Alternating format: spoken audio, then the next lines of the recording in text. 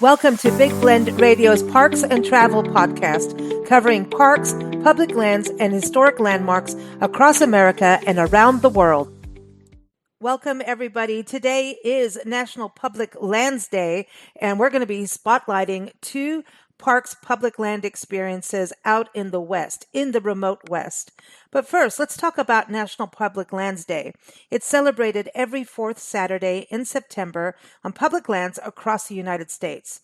It was started by the National Environmental Education Foundation to promote not only popular enjoyment, but also volunteer conservation of our public lands. In fact, since 1994, it has been the nation's largest single-day volunteer effort. When we look at last year, 2023, over 130 national parks hosted events with over 7,600 volunteers donating 41,500 hours of service. How awesome is that? So now let's talk about the West. There are two incredibly different experiences. I spoke with travel writer Debbie Stone, who talked about her recent visit to remote Lake Clark National Park and Preserve, which is about 100 miles southwest of Anchorage, Alaska. We're talking volcanoes, we're talking glaciers, we're talking about forests, wildlife. It is absolutely incredible, and some incredible history, human history as well. Then I spoke with world champion horse trainer Christy Wood about her experiences on the 13-year progressive Chief Joseph Trail Ride, which is mostly on the Nez Perce National Historic Trail. And that incorporates National Park Service lands, national forests, and other public lands. And this is also a volunteer effort. And this is all done on Appaloosa horses in honor of Chief Joseph, who was the first person to actually breed and come up with the horse breed Appaloosa. And this is really quite a trail ride, not only in beautiful country, just out in the wilderness, but it really does restore some heritage of the Nez Perce. And she tells you all about it. Enjoy.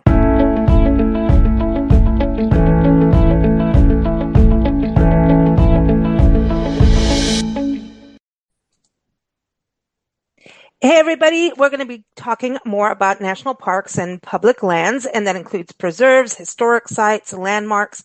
And Debbie Stone is here, a travel writer, Debbie Stone. She's on our Big Blend radio shows every fourth Tuesday talking about her adventures. And lately she's been talking a lot about Alaska because she just went back there. And today she's going to tell us a little bit about Alaska's Lake Clark National Park. So welcome back, Debbie. How are you? Good. Thanks for having me. I'm glad you're on this different show today with us on our Parks and Travel show. But Lake Clark, that's what was formed in 1980 or so, around there. And I don't think everyone gets to go out there, but it is near Katmai National Park, which is a park you'll be talking about in October, but it's pretty close to there, right? Well, by the crow flies, it's a little ways away in terms of it. By seaplane, exactly. And that's exactly how you have to reach Lake Clark. Once again, it's usually you do it via a small aircraft, and it's about 100 miles from Anchorage. So it takes a bit of effort to make the journey, and you have to deal with logistics of all that. What made it easy for me was that I stayed at the Lake Clark Lodge, and it's a wonderful property right there in the National Park and Preserve. And from there, you can choose different activities, and one of those activities is going to Katmai, which is, I took a float plane there as well. But you can take boats from there. They will take you to hikes. They will take you to visit historic sites, et cetera, et cetera. So it really was the best, for me, it was the best place to stay in order to get to go and see all these other things. That's awesome. And so you got history, but also the nature. And everyone, Debbie's got a great article up on nationalparktraveling.com. The link is in the episode notes, or just go to nationalparktraveling.com and type in Lake Clark and you'll find it. But the scenery looks absolutely drop dead gorgeous out there to go hiking and get in nature. You got wildflowers, you've got lakes, you got water and mountains and all of that good stuff. all that wonderful stuff that Alaska has and is known for. But, Lake Clark itself is this incredibly gorgeous turquoise body of water, and it's surrounded by mountains. And, it's simply stunning. It's one of those stunning backdrops. And, one of the times that we went out, we went to see the Lake Clark National Park Visitor Center, which is actually in the one town that's there in the Lake Clark area. It's called Port Ellsworth. So we went to the visitor park, the headquarters there, and saw its exhibits, and then did a wonderful hike to Tantalin Falls, which is a beautiful waterfall. And then for me, one of the most significant ones was taking a floatplane to see they call him Richard or Dick Prinicky. And there's a historic site there, and the National Park Service protects it and interprets it. So you can go there, and there's a ranger there, and you can explore his cabin, and you can learn all about his history and how he built the place on his own, and actually spent, many, many years living there, fall, summer, spring, winter, and, made this log cabin on his own, and he used local materials, and, he dedicated himself to just living off the land, and, he wanted to know every inch of the wilderness around him. And so that he's a very significant person there, because he also wrote a book, and there's been an NPS stories out about him, and his journals were published. So, he really was, they call it one man's wilderness, and he was a very special individual. And although he never got the title to the land, he continued to live there because the NPS allowed him so, because he had such wonderful stewardship ethics about nature and wildlife, and he was an inspiration to people. So upon his death in 2003, the cabin was left there with a lot of his belongings, and 4 years later, they were listed in the National Register of Historic Places. And so the National Park Service maintains them there and welcomes visitors to come and tour it. So it's really to me, it was a very fascinating place to visit. And once again, combining history and nature and wildlife, all those good things when you visit national parks.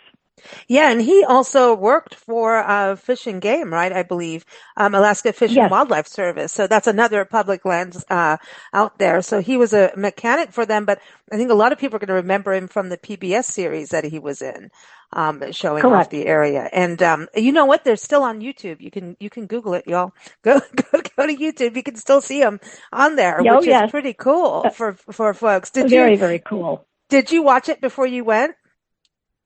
No, because I really didn't know about him before I went to Lake Clark. And I learned about him when I was there. And, one of the activities is go visit that historic cabin and take that floatplane and land right at his cabin and go to those beautiful, these twin lakes, which are stunning there, and, explore that whole area. You can hike around there too. He has a favorite hike that he used to do that you can go and do. But no, I didn't know anything about him, so it was very exciting, and I was really looking forward to that because, normally I do a lot of hiking, and, you can take the floatplanes and boats and doing different things like that, or visiting the visitor centers, but this was something special because that historic angle to me is always interesting with national parks in particular. Yeah, I think we always talk about that when you're on shows going to national parks. It's like we have nature, but there's always history, Correct. So that's really cool that you're able to do that. And I think everyone, Lake Clark Lodge, Alaska.com is another website you want to go and check out for when you go to that area. Is it hard to get to this area for those visiting Alaska? Where would you say they should land and plan to get to these parks? Because it does feel remote out there when you're on the mainland out here. Yes, and it is, and you have to make plans for that. A lot of people, they fly, from Anchorage, and they'll fly into Port Ellsworth, which is that little tiny town, which is kind of it's the only community within the national park and makes it a major getaway. You can also stay there too. There are a few places to stay there. And from there, you can work with the National Park Visitor Center and find out how you can access trails, how you can, get boats to take you to places and float planes, et cetera. Or you can do as I did, which was to get that plane that takes you from Anchorage and takes you right to the airstrip at Lake Clark Lodge. So it's not a float plane; it's a regular plane that takes you, from Anchorage to Lake Clark, and that's handled through the lodge. So they make those arrangements. But for those people who do not stay at Lake Clark Lodge, you can typically stay at Port Ellsworth. Wow. Very cool. Very cool. So now you've done all of Alaska's national parks now, right? Even the Gates of the Arctic? You went there. Correct. That's crazy. Correct. That's cool. Wow. Yeah. Wow. So, yeah. It was a very, very, very cool experience and rewarding in every aspect. Like I tell people, it takes a lot of effort and planning and of course resources. But I think all of that is it's all worth it. Really worth it. Yeah, awesome. Well, thank you so much. Firestone, I was going to say Firestone. Firestone. She's not Firestone, but it's Fire Monkey. Fire Monkey. That's it. Everyone, and you can keep up with Debbie on Twitter at Travelstone. See, that's the problem. When you've got a new name, Firestone, I kind of like that, except for you're not a tire company. But they were important. I don't sell tires. She doesn't sell tires, but she does like to get in boats and planes. And she's off to, I think when this airs, she'll be in Japan. So that's super cool. So we can't wait to hear about that when you come back. But like I said, Debbie is on the shows every fourth Tuesday on BigBlendRadio.com. And her articles are on NationalParkTraveling.com and BlendRadioandTV.com. But she has now completed every single national park in the United States, which is pretty awesome. Good for you, man. We're a little jealous now, but just means it's more inspiration for us all to get out there and do the same thing. Thanks so much and happy travels, safe travels. Thank you so much for having me. Take care. Bye-bye.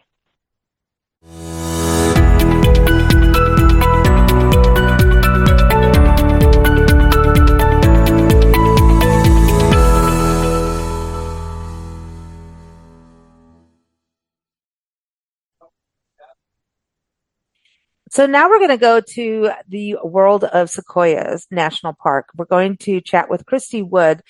Christy Wood is a world champion horse trainer. She also has a Big Blend radio podcast with us every second Saturday. It's called the ABCs of Horses. Well, over the years, we have been talking with Christy about the Chief Joseph Trail. And there's a trail and there's also a trail ride. And the trail ride is a 13-year progressive trail ride following the footsteps of the Nez Perce and Chief Joseph when they were escaping the U.S. cavalry. We have a page on our site, nationalparktraveling.com. You'll see listed in the episode notes that talks about this trail. So it is a 1,170 mile Nez Perce National Historic Trail.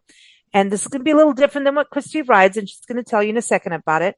It was created in 1986 as part of the National Trail System Act and is managed by the U.S. Forest Service. However, the trail traverses through portions of the U.S. states of Oregon, Idaho, Wyoming, and Montana, and connects 38 separate sites across these 4 states that commemorate the significant events that took place as the Nez Perce tried to escape capture by the U.S. cavalry.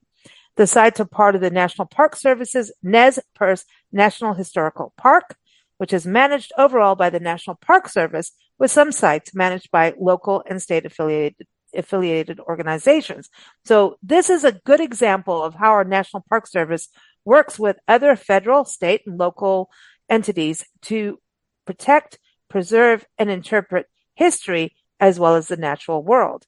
And so I think it's so cool to have Christy Wood on the show today talking about her experiences on the Chief Joseph Trail Ride, because she's doing this by horseback.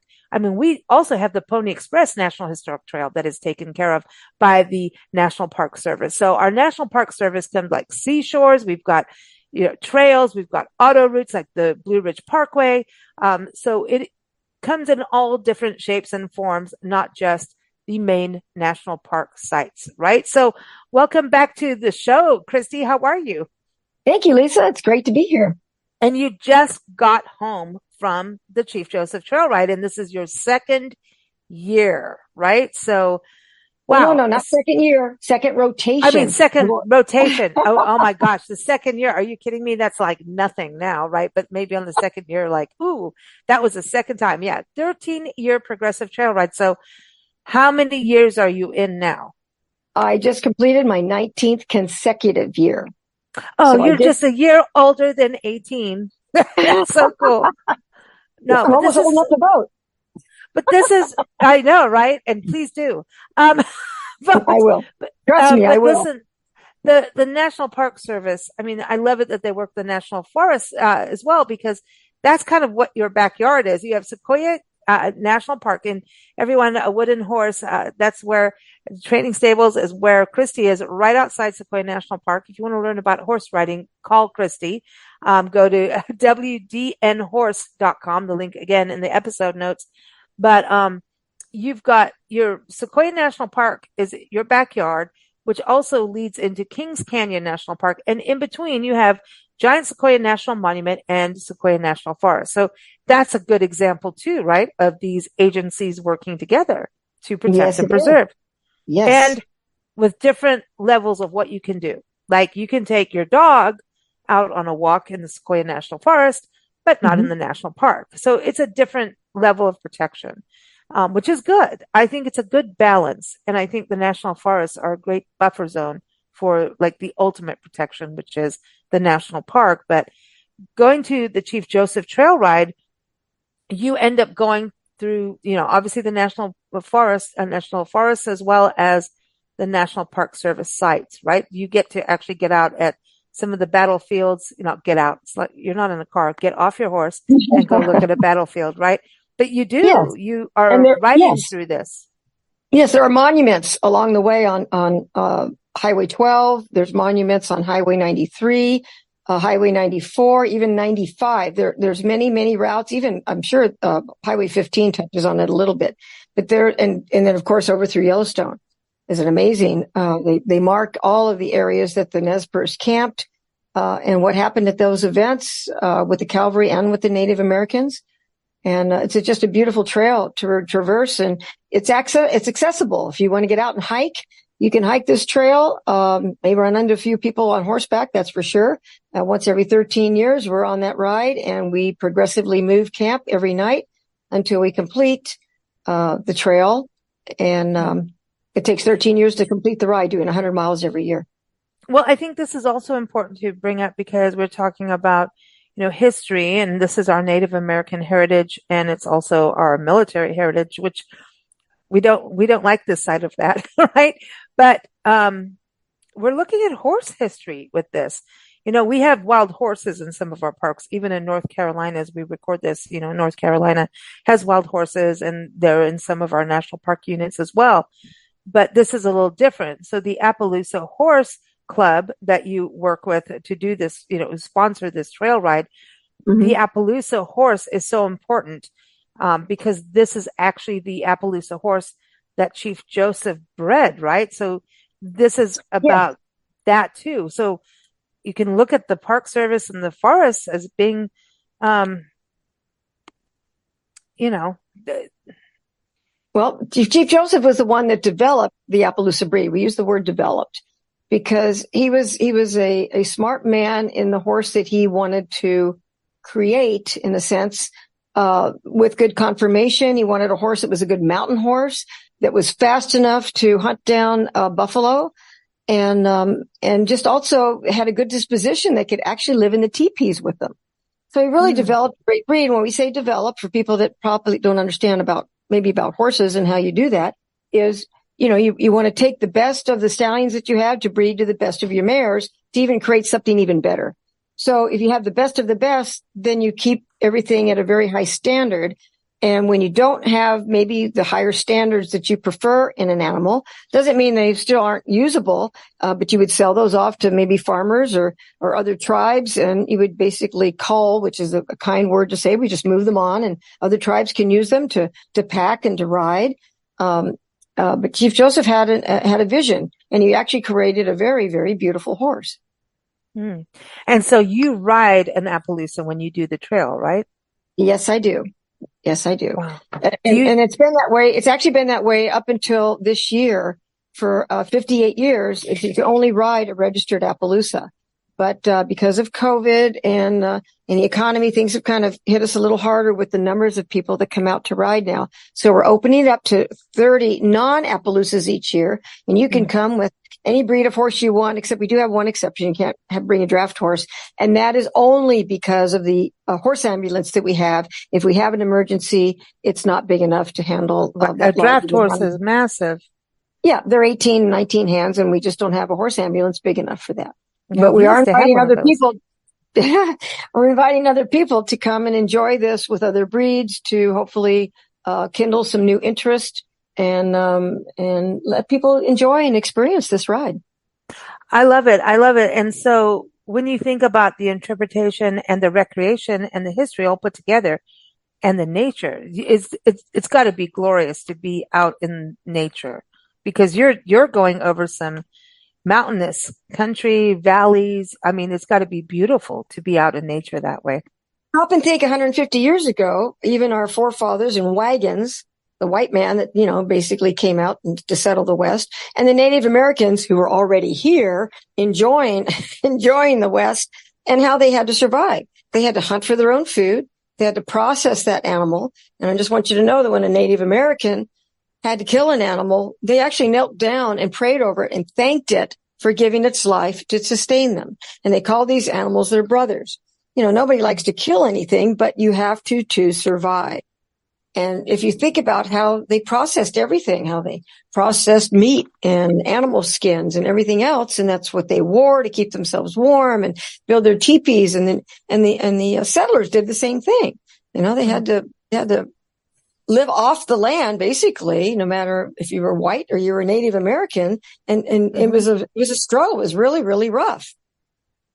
Wow. And it's amazing to me that you get to do this on horseback. So a lot of people are part of this to make it happen, because you also go through local land, people's ranches and, things like that. So with the Appaloosa Horse Club, I mean, that's a lot of organizing. But then you think the National Park Service has this history. They interpret it well, I think, especially history that is complex, and people can get a little about it because it's hard, difficult history. It's complex and difficult, painful, very painful. And to interpret it correctly is very important. And our National Park Service is not biased. It's like, here's the fact. Here's what was written down. Here's what we have in artifacts, right? So I think that is so true. Yes, I'm going to tell you the facts. The facts are great, and this is going to sound kind of crazy, but I stopped at a rest stop on my way to Winnemucca this year. That's where I lay over with my horses. It's 11 hours from my home, but on the way, there's a beautiful rest stop up on top of the hill above Reno. Might even be close to where Donner Pass is, but the National Park Service did a beautiful job of explaining the trail across the mountains with the wagons, and how difficult it was for them, and that these people still had, just like the Native Americans, everybody has heart and hopes for the future so that future generations can live and prosper. And they were talking about the wagons that were being pulled by oxen for the settlers, and how people were walking alongside because the wagons were sort of overloaded with things they wanted to bring out, and how they were walking the trail barefoot because they'd worn out the shoes that they brought from back east. And these people still persevered in the wintertime and walking without shoes. I mean, we stop and think about that today. We'd never do that. We had the benefit of buying shoes and having shoes on our feet and having more access to that. So again, the struggles of even something as simple as shoes. That's not simple, but they still walked and still did it. And so did the Native Americans. They created the trails too. Yes. Let's just talk about hello. It's like we have volunteers that go out and make the trails work. When you were riding your horses, you weren't going into country blind, blindly without any pathway. There's an actual route, right? Yeah. Well, we have a trail crew that actually goes out ahead of us several months to clear the trail, because we're riding the Nez Perce Trail. And some of the trail areas that we ride, really, they're in such wilderness that people who want to drive and park their car and try to walk a little bit of it are going to have more accessible, and the trails will be open closer to the roads. Where we're riding, the trails are overgrown because it's really only used every 13 years by this historic trail ride.